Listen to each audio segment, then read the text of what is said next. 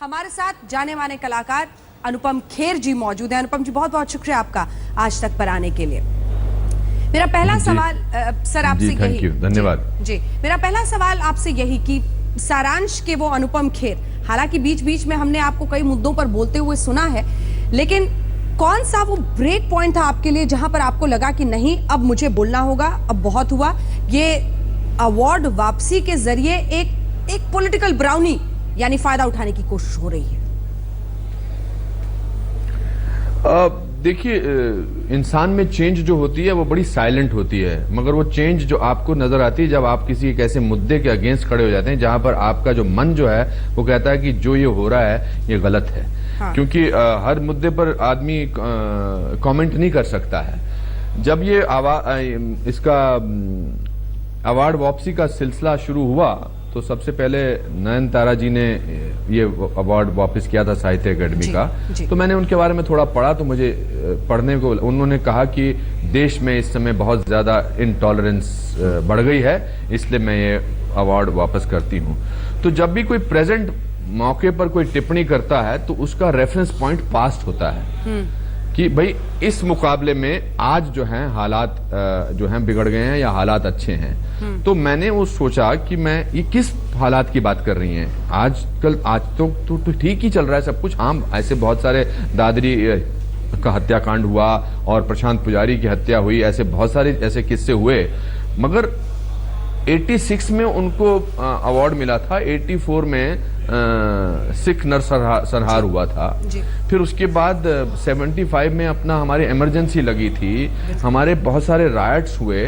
तो वो मुझे लगा ये सिलेक्टिव आउटरीच है, ये सिलेक्टिव सरकार को एम्बैरेस करने के लिए ये किया जा रहा है कि अब जो है इस माहौल में पिछले 14 महीने में सरकार में ये हमारे देश में बहुत जो है छुप छुप कर बाहर निकलना पड़ेगा, बहुत परेशानी है क्योंकि त्रासदी शुरू हो गई है, सड़कों पर टैंक्स चल रहे हैं और हम आर्मी रूल के अंदर आ गए हैं। अरे क्या मॉल पे मॉल बनते जा रहे हैं, लोग सड़कों पे बाहर निकल के घूमते हैं, आजादी से घूमते हैं। मैं पूरा देश घूमता हूँ फिल्मों के जरिए या मेरे किसी लेक्चर्स के जरिए, मुझे तो कोई ऐसा माहौल नजर नहीं आता है। तो ये जो सिलेक्टिव आउटरीच है, ये जो सिलेक्टिव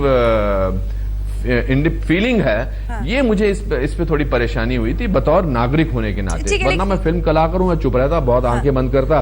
एक नजरिया अनुपम जी ये भी है जिसमें लोग ये कह रहे हैं कि ये मौका इसलिए अनुपम खेर जी की जिंदगी में आया है क्योंकि उनकी पत्नी किरण खेर बीजेपी की सांसद हैं, इसीलिए वो ये पक्ष रख रहे हैं। क्या है कि लोगों को अपनी कमजोरी छुपाने के लिए कोई ना कोई ऐसी त्रुटि निकालनी पड़ती है जिससे वो खुद बेहतर महसूस कर सकें। पहली बात तो किरण जी जो हैं बहुत पढ़ी लिखी हैं और एक बहुत ही सशक्त महिला हैं, तो वो महिलाओं के बारे में ऐसा उनको मेरी जरूरत एटलीस्ट इस काम के लिए तो नहीं पड़ेगी कि मैं उनकी तरफदारी इसमें कर सकूं। हमारी शादी को 30 साल हो चुके हैं और हमने बहुत सारे उतार चढ़ाव देखे हैं, मगर मैं उनकी जो ताकत है मैं उनकी ताकत समझता हूं। मुझे बीजेपी ने कोई न्योता नहीं दिया है और जस्ट बिकॉज मैं उनका हस्बैंड हूं मुझे बोलने की जरूरत नहीं, बल्कि मुझे तो फिर और चुप रहना चाहिए क्योंकि मुझे लगेगा कि ये लांछन तो मुझ पर आसानी से लगाया जा सकता है। हाँ।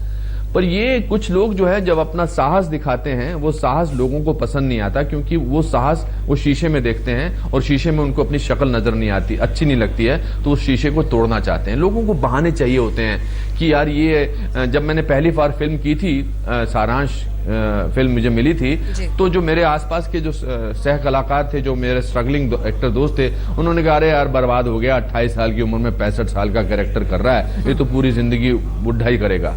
फिर उसके बाद जब मुझे कर्मा मिली, आखिरी रास्ता मिली, फिर उनको लगा अरे यार ये चमचागिरी करता होगा। तो वो गधे और बेटे और बाप की कहानी जो है ना, जो हमारे बचपन में दादा दादी सुनाया करते थे, उन बातों से मैं परेशान होता नहीं हूँ क्योंकि लोगों को अपनी कमी छुपाने के लिए, अपनी कमजोरी छुपाने के लिए दूसरे पर लांछन लगाकर एक सेटिस्फेक्शन मिलती है।